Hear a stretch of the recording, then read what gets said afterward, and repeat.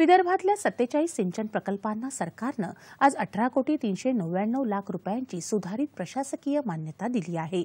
यामुळे 2,23,474 हेक्टर क्षेत्र सिंचनाखाली येईल अशी माहिती उपमुख्यमंत्री तसंच ऊर्जा मंत्री देवेंद्र फडणवीस यांनी दिली।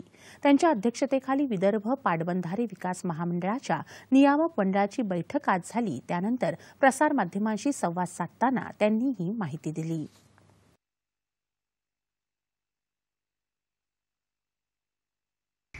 विदर्भातल्या 47 प्रकल्पांना आज आम्ही सुधारित प्रशासकीय मान्यता दिलेली आहे।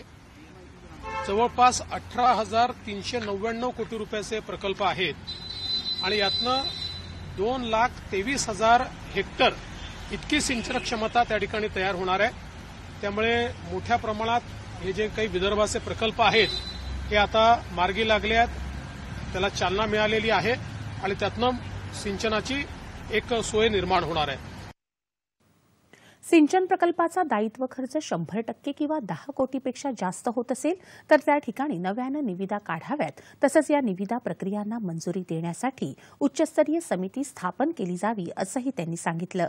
महसूल विभागानं भूसंपादनाविषयीचे प्रस्ताव मुदतीत पाठवावेत। मुदतीत प्रस्ताव न पाठवणाऱ्या भूसंपादन अधिकाऱ्यांवर जबाबदारी निश्चित करावी अशा सूचनाही फडणवीस यांनी यावेळी दिल्या।